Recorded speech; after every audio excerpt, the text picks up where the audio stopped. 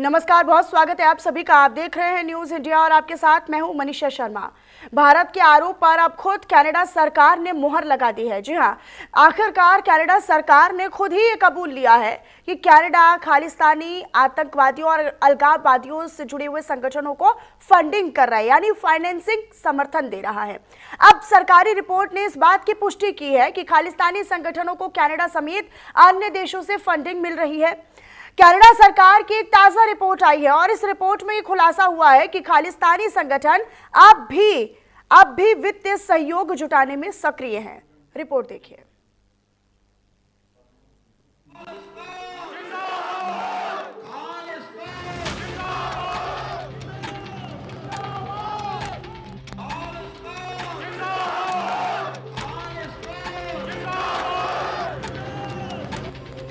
खालिस्तानी आतंकवादियों से जुड़े संगठनों को कनाडा समेत अन्य देशों से पैसे मिलने के भारत के आरोप पर अब खुद कनाडा सरकार ने ही मुहर लगा दी है।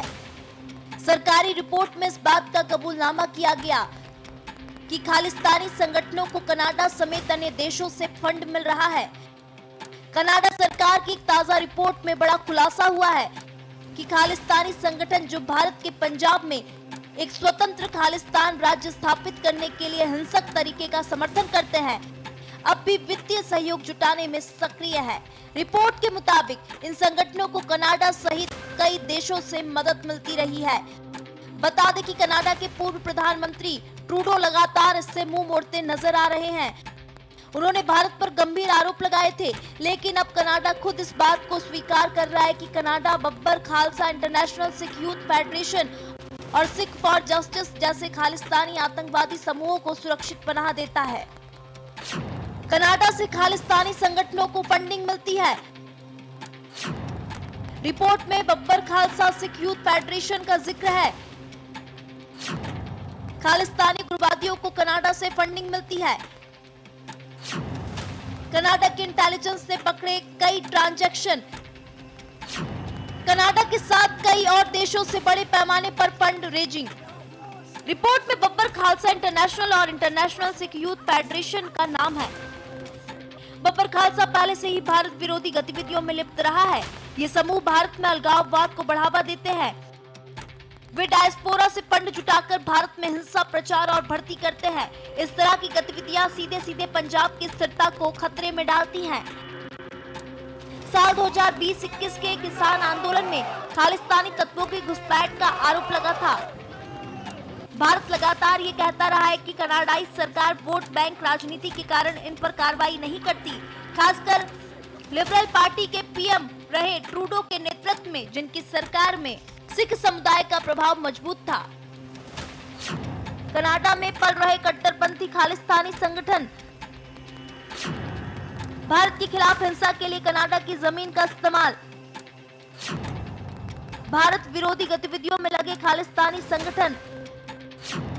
कनाडा भारत विरोधी तत्वों के लिए सुरक्षित जगह बना।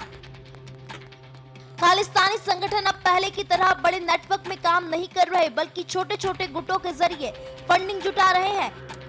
इसमें प्रवासी भारतीयों से आने वाले दान का भी बड़ा योगदान है। रिपोर्ट में यह भी बताया गया कि संगठन अब आधुनिक तरीके से फंडिंग कर रहा है। इसमें क्राउड फंडिंग, क्रिप्टो करेंसी और बैंकिंग सेक्टर का गलत इस्तेमाल शामिल है। साथ ही नॉन प्रॉफिट ऑर्गेनाइजेशन और चैरिटी संस्थाओं का दुरुपयोग भी किया जा रहा है। छोटे छोटे गुटों के जरिए फंडिंग जुटा रहे, प्रवासी भारतीयों के दान के जरिए फंडिंग जुटा रहे, crowd funding, crypto currency, banking sector का गलत इस्तेमाल करके फंडिंग जुटा रहे, नॉन प्रॉफिट ऑर्गेनाइजेशन, चैरिटी संस्थाओं का दुरुपयोग करके फंडिंग जुटा रहे। एक बार खालिस्तान के आंदोलन के इतिहास पर नजर डालते हैं। खालिस्तान आंदोलन 1980 में शुरू हुआ था।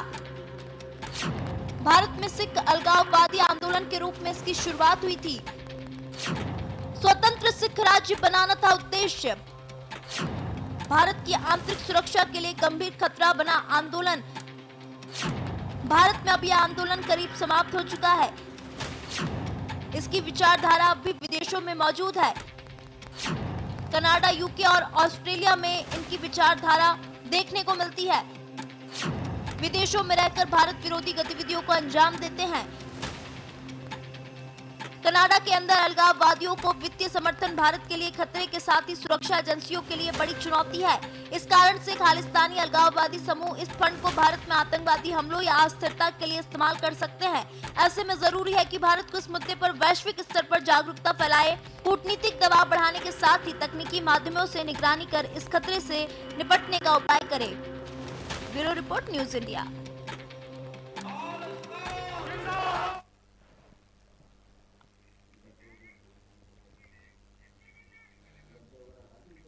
और इसी पर हम करेंगे चर्चा। हमारे साथ कुछ खास मेहमान जुड़ रहे हैं, आप सभी का तारुफ बिना देरी किए उनसे करवा देती हूँ। Retired group captain UK Devnath ji रक्षा विशेषज्ञ के तौर पर हमारे साथ जुड़ रहे हैं। सबसे पहले मैं शुरुआत यूके देवनाथ जी आप ही के साथ कर लेती हूँ।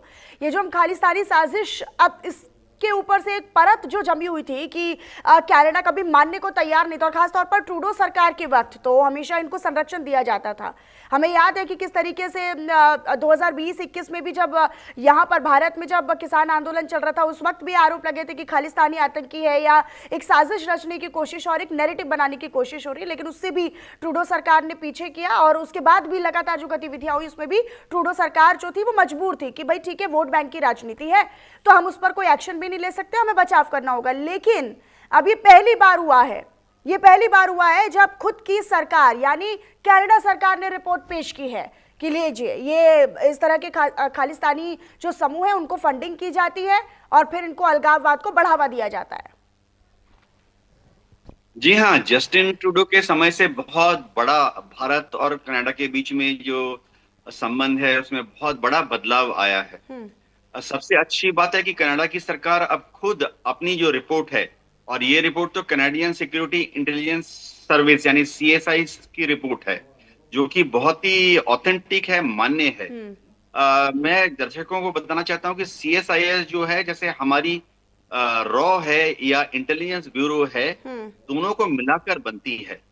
तो मैं उम्मीद करता हूं कि इसके बाद कनाडा सरकार जो है वहां अपनी पुलिस का और खुफिया तंत्र का इस्तेमाल करेगी।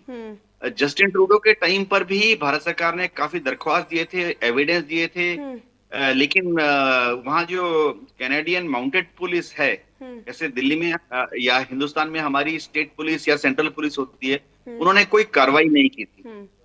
इसके बाद ये आशा की जाती है कि कनाडा के सॉइल से जितने आतंकवादी या खालिस्तानी ग्रुप ऑपरेट कर रहे हैं उनके ऊपर अंकुश लगेगा। बहुत बड़ी दरकार है कि हमारी इंटेलिजेंस एजेंसीज भी इन पर नजर रखे। कनाडा में ये सब आतंकवादी ग्रुप जो हैं वो ज्यादातर जो धार्मिक स्थल होते हैं वहां से ऑपरेट करते हैं। जब भी वहां पर कोई धार्मिक मीटिंग होती है तो उसके तुरंत बाद ये लोग एक कोने में चले जाते हैं और फंड कलेक्शन करते हैं।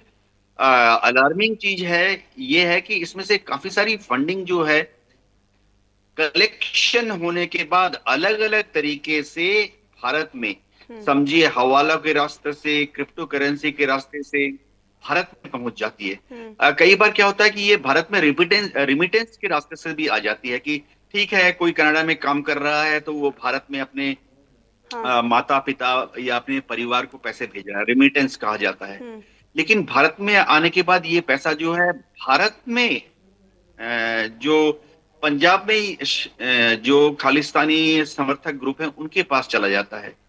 तो हमारी इंटेलिजेंस ब्यूरो को भारत के अंदर इनकी गतिविधियों पर नजर रखनी पड़ेगी, और जो रॉ है रिसर्च एंड एनालिसिस ये अगर हम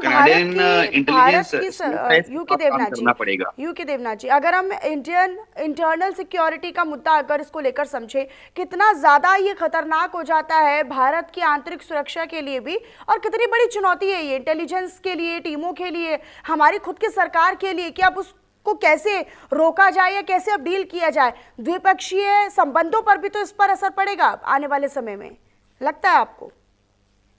इसमें कोई शक नहीं है कि भारत और कनाडा के बीच में द्विपक्षीय संबंध जो हैं उसके लिए खालिस्तान मूवमेंट जो कनाडा में काफी एक्टिव है। कनाडा के अलावा अमेरिका, इंग्लैंड, ऑस्ट्रेलिया, न्यूजीलैंड, इन सब देशों में भी खालिस्तानी मूवमेंट एक्टिव है। तो उनकी एक इंटरनल डोमेस्टिक दिक्कत होती है। जैसे जस्टिन ट्रूडो की सरकार वो माइनॉरिटी सरकार थी और खालिस्तानियों के समर्थन से ही सत्ता में टिकी हुई थी।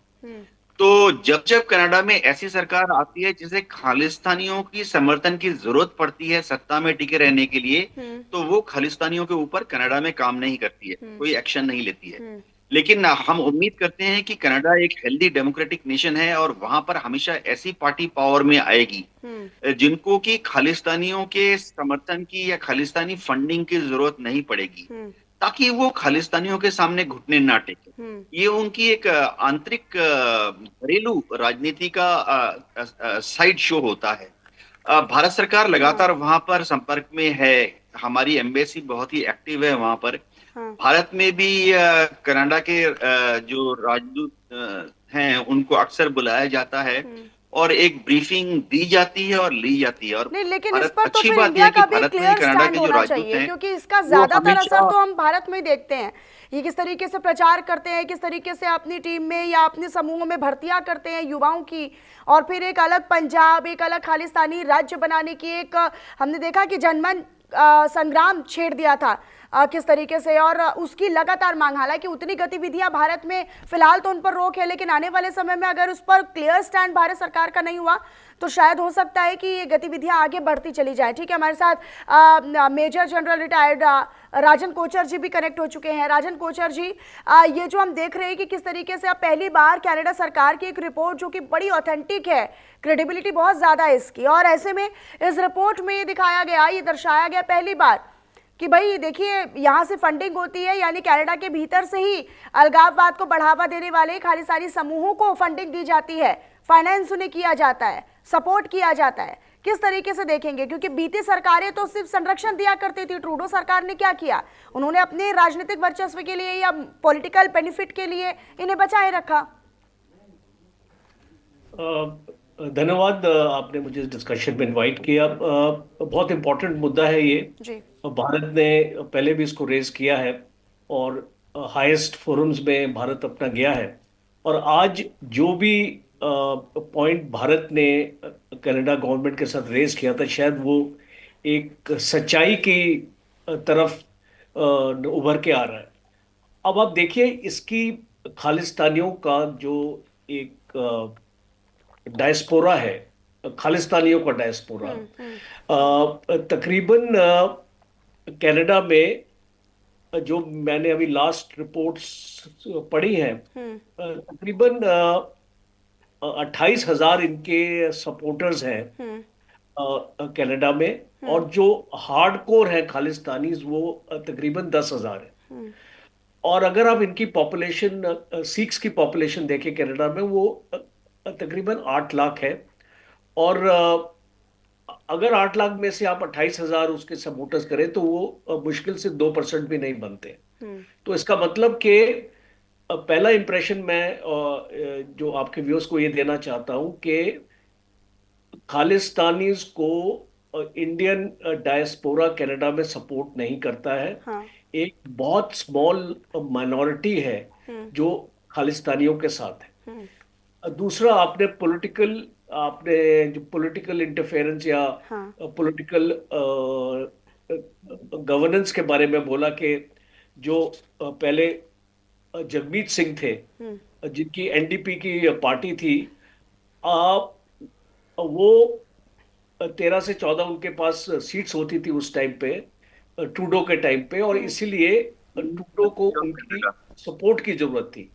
आज क्या है, जगमीत का इलेक्शंस में बहुत बुरा हाल हुआ है और खाली 7 सीट्स उसकी पार्टी को मिली है। इसका ये मतलब कि फिलहाल जो गवर्नमेंट है वो एक बेटर पोजीशन में है। ये जो हमको रिपोर्ट आई है मनी लॉन्ड्रिंग की और ये जो फंडिंग की जो कनाडा की तरफ से खालिस्तानियों को मिल रही है, डिफरेंट लोग इनको फंडिंग कर रहे हैं, उसको रोकने के लिए गवर्नमेंट के पास इससे बेहतर मौका नहीं मिलेगा। और इसीलिए मैं ये मानता हूं कि कनाडा और इंडियन गवर्नमेंट को मिलके, देखिए ये जितने भी जो भी खालिस्तानीज हैं, बेसिकली इनके रूट्स पंजाब से हैं, भारत से, और इसीलिए भारत को इनके साथ मिलके एक जॉइंट मैकेनिज्म ग्रुप बनाना पड़ेगा। बिकॉज वो बहुत जरूरी है। और सर इसका सीधा और सीधा मुझे रिलेशन तो पंजाब से ही है। देखिए पंजाब में ज्यादातर गतिविधियां बढ़ती हैं, हम देखते हैं कि किस तरीके से खालिस्तानी मूवमेंट चलता है या फिर जनमत संग्रह चलता है और अलग से खालिस्तानी राज्य बनाने की मांग भी, और हम पंजाब को उस विचारधारा में बढ़ता हुआ भी देखते हैं एक हद तक। तो ये तो काफी मुझे लगता है बहुत इंटरनल सिक्योरिटी थ्रेट की तरह है भारत के लिए। और जैसे कि आपने बहुत अच्छी बात कही कि ये बहुत अच्छी अपॉर्चुनिटी है भारत के लिए भी कि वो बायलैटरल डिस्कशन करें इस पूरे मसले को लेकर कनाडाई सरकार के साथ। ठीक है, मैं यूके देवनाथ जी का एक बार फिर से रुख कर रही थी। यूके देवनाथ जी, ये इसीलिए गंभीर मुद्दा भी हो जाता है क्योंकि ना केवल ये गतिविधियां हम देखते हैं कि कनाडा की तरफ बढ़ रही है, बल्कि इसकी तो विचारधारा अलग अलग मंचों पर बटी हुई है। चाहे हम लंदन की बात कर ले, यूके की बात कर ले, या फिर हम ऑस्ट्रेलिया की बात कर ले, तो यहाँ पर भी तो वही विचारधारा भरी हुई है और बनी भी हुई है और उसको बढ़ावा मिल रहा है। मतलब ये तो कनाडा सरकार की तरफ से अब एक स्पष्टीकरण, एक स्पष्ट रिपोर्ट आई है, लेकिन अभी चुनौतियां बहुत है। मतलब आपको उन तमाम मंचों तक फिर क्लियर जाना पड़ेगा। मनीषा जी, भारत सरकार जो है लगातार राजनीतिक स्तर पर और कूटनीतिक स्तर पर अलग अलग जो सरकारें हैं, ऑस्ट्रेलिया हो, न्यूजीलैंड हो, इंग्लैंड हो, वहां उनके संपर्क में है। हमारी इंटेलिजेंस एजेंसीज बहुत बेहतरीन काम कर रही है, चाहे वो एक्सटर्नल इंटेलिजेंस हो या इंटरनल इंटेलिजेंस हो। जब हरजीत सिंह निज्जर को न्यूट्रलाइज किया गया था तो वहां पर काफी शोर हुआ कि हमारी इंटेलिजेंस एजेंसीज ने किया है। जस्टिन ट्रूडो ने भी इस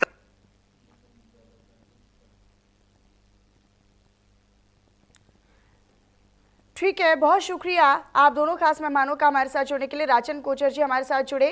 सर बहुत शुक्रिया आपका भी, और यूके देवनाथ जी आपका भी बहुत शुक्रिया इस महत्वपूर्ण मुद्दे पर अपना पॉइंट ऑफ व्यू रखने के लिए और डिस्कशन के लिए। तो देखिए, कनाडा ने ये पहली बार माना है कि देश में खालिस्तानियों का किस तरीके से एक मूवमेंट बढ़ता जा रहा है और जो खालिस्तानियों की एक फाइनेंस फंडिंग है वो हो रही है, और देश के अंदर से यानी